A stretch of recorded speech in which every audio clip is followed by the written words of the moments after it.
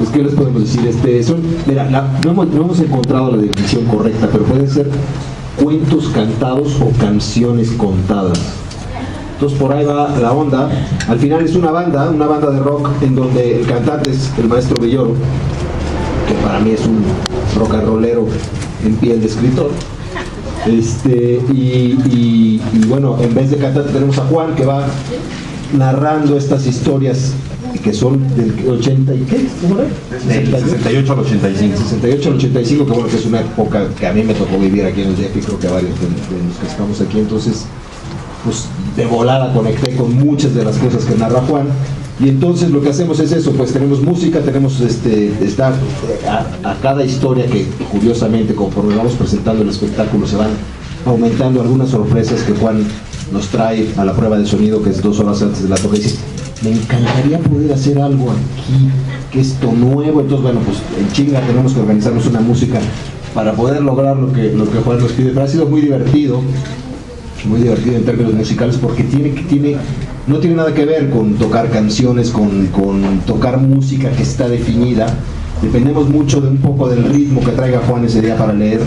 A veces hay cosas que aparecen en el texto que no estaban o que desaparecen. Entonces, pues es peligroso para nosotros porque es muy fácil cagarla, pues, ¿no? Como músicos, pues, entonces tenemos que estar como muy pendientes de lo que está sucediendo en el escenario, de lo que está narrando Juan, para irnos moviendo con la música según lo que sucede. Como decía Diego, la idea surgió a partir de una invitación que tuvimos para Vive Latino. Chema Arreola, nieto por cierto del escritor Juan José Arreola, organizó una sesión que se llamaba Rock and Libros en una carpa del Foro Sol, no en el escenario principal, por supuesto, y entonces ahí le sugirió a Diego que hiciera algo con textos míos, y pues para mí fue un regalo extraordinario que Diego se interesara en musicalizar algunas de las piezas literarias que yo había escrito de mi libro Tiempo Transcurrido. Pero lo interesante que hizo Diego fue que no hizo música incidental, o sea, no trató de crear un ambiente sonoro para el texto, sino que compuso auténticas canciones, es decir, arropó todo el texto con una melodía que sirve para ser contada. Para fortuna de los asistentes a ese Rock and Libros y a las posteriores presentaciones que hemos hecho, pues yo no he cantado nada. Eso hubiera sido el desastre total. Tampoco he rapeado, ni siquiera me he querido aprender de memoria los textos.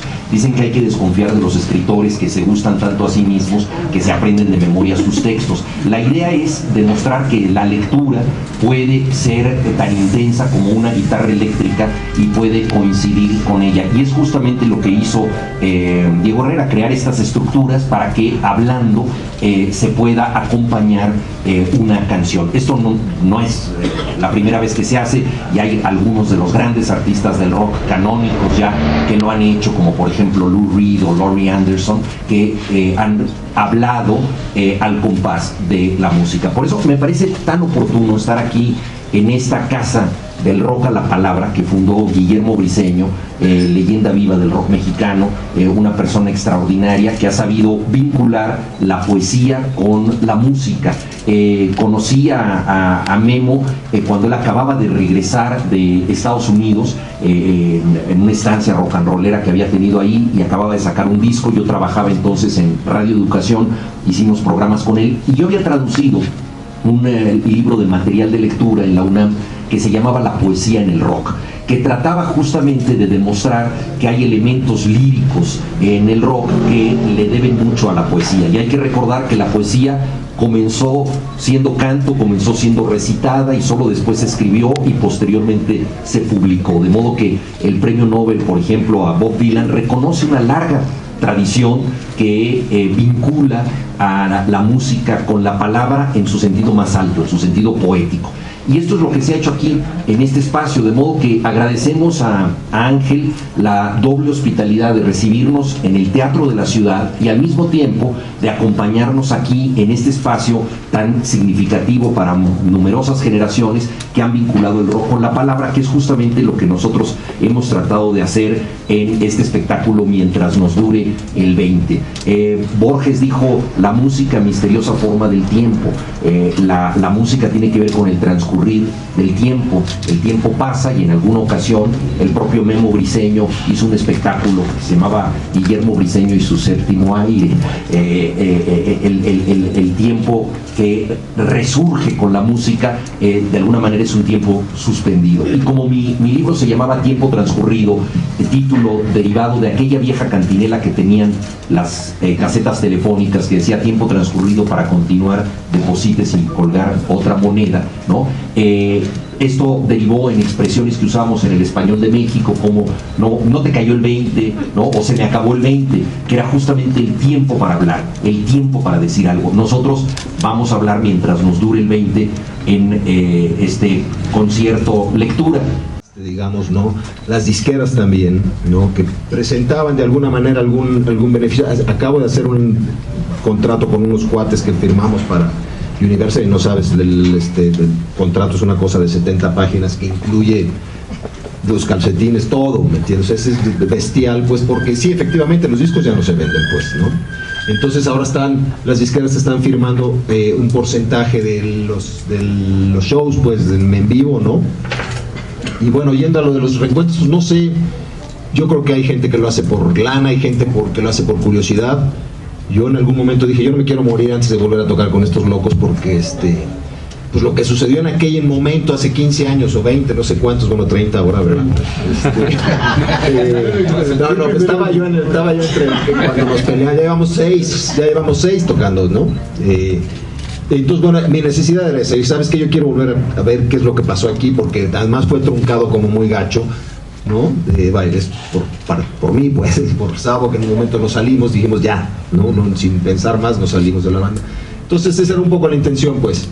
Nos juntamos para hacer 2 conciertos, llevamos 100 y tantos, pues, ¿no? Y bueno, pues, agradecidísimos y muy afortunados de a estas alturas de la vida, los 50 y tantos, que te digan, vamos a juntarnos y pues que haya gente que te quiera escuchar como músico, puta, pues es una bendición, pues, ¿no? Entonces, pues básicamente es eso, ¿no? Estamos contentos, vamos a grabar alguna cosa nueva con Caifanes, pero, y este proyecto donde está Alfonso, aquí también, que pues resulta muy divertido para nosotros, pues, ¿no? Este asunto es así como muy divertido, también con los toritos que nos avienta Juan, de estos que te digo, de que vamos a montar esta otra, ¿no? Entonces, probablemente sí hagamos esta parte de los lados B, que son como piezas, una pieza que se hizo para Tepic, otra que hicimos para Tijuana, otra que hicimos para Monterrey, otra para Pachuca, en fin, ¿no? Como todas estas piezas que han salido durante los conciertos, pues tenemos un video también que Juan hizo, ¿no?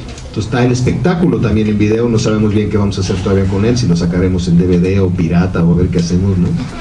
Pero, ¿no? Básicamente, los que se interesan en la literatura, que existe gente así, un poco rara, pero existe. Yo dije alguna vez que la literatura es como el Necaxa para las minorías ilustradas. No es para todo el mundo, pero bueno, pero existe esa gente, entonces han llegado, ese es un sector. Luego hemos tenido otro sector que es efectivamente el público de Caifanes que ha llegado, ¿no? Todo. Y luego un tercer sector son las chicas enamoradas de Alfonso André, que probablemente es el más numeroso. Exacto, es el que nos gana en cantidad, pero se portan bien en la zona. Sí. El espectáculo, como decía Diego, no tiene un guión como de una historia, pero sí hay hilos conductores importantes. Entonces, uno de ellos, desde luego, tiene que ver con el tema de la frontera, un tema muy actual, el tema de los migrantes. Hay todo un episodio dedicado a los michoacanos que considera Luis Humberto Crosswhite que deben ser tratados como fronterizos porque es gente migrante, y ese es uno de los, y la relación entre la cultura de Estados Unidos y la cultura de México a partir del tema de la frontera, y el rock justamente con la palabra pues vincula una expresión norteamericana con la cultura y la tradición mexicanas. Luego, otro tema muy interesante que me parece que es importante destacar es la alteridad sexual. O sea, en esta ciudad hemos visto nosotros que ha habido una apertura progresiva hacia distintas formas de convivencia y un respeto hacia orientaciones sexuales diferentes, pero esto no siempre ha sido así y vale la pena consignarlo, y desde la literatura tocar este tema. Entonces una de mis historias tiene que ver con eso, del mismo modo en que el poema que leemos de Abigail Bojorquez tiene que ver con una reivindicación de la alteridad sexual. Luego otro tema que está presente también es el papel represivo que la Iglesia Católica como institución ha tenido en México y la necesidad de encontrar una espiritualidad alterna. O sea, los poetas modernistas, con Amado Nervo a la cabeza, sacaron la espiritualidad del templo y la llevaron a las lecturas de poesía. Se nos olvida esto, pero en tiempos de Nervo había 16 escuelas preparatorias, más o menos, y había casi 40 seminarios. O sea, la educación era una educación básicamente religiosa, y todo aquello que se consideraba digno de ser dicho en público relacionado con la espiritualidad pasaba por las iglesias, y los poetas empiezan a hacer lecturas, y las lecturas se vuelven masivas. Recordemos que el funeral de Amado Nervo duró 6 meses, empezó en Montevideo, donde él falleció, y él fue en un barco, su cadáver, tocando todos los puertos de América Latina, donde se iban haciendo recitales multitudinarios, y hasta antes de Juan Gabriel, el entierro más concurrido en México había sido el de Amado Nervo, superando al de Cantinflas, el Chavo del Ocho, María Félix, Pedro Infante, etc. Entonces, ¿qué dice esto de nosotros? Que en algún momento la espiritualidad y el sentimentalismo estuvieron en boca de los poetas.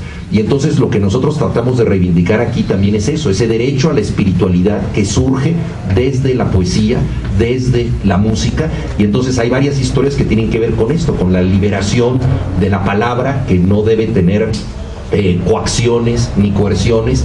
Alguna de ellas ha sido la de la Iglesia Católica, y peligrosamente, cuando el PAN estuvo en el poder, pues regresamos a una reivindicación que ponía en riesgo la separación de la Iglesia y el Estado. Recordemos que Carlos Abascal, como secretario de Gobernación, fue testigo de la beatificación de más de 10 mártires cristeros, nada menos que en el Estadio Jalisco de Guadalajara. Ese no es el Estado que yo quisiera, ni el estadio que yo quisiera, y entonces en el espectáculo hay esto. Yo creo que hay bastantes mensajes libertarios y de convivencia que entroncan con la ciudad que hemos estado construyendo en México, a despecho de tantas cosas. Están por cumplirse 20 años de la primera elección democrática para jefe de gobierno en esta ciudad, que ganó el ingeniero Cuauhtémoc Cárdenas, y a partir de entonces son muchas las cosas que se han conquistado aquí, son muchas las cosas que tenemos que defender, de modo que por eso mismo pues celebro estar aquí en esta escuela del rock a la palabra, y también presentarnos en el Teatro de la Ciudad. Creo que son foros inmejorables para hablar de esto.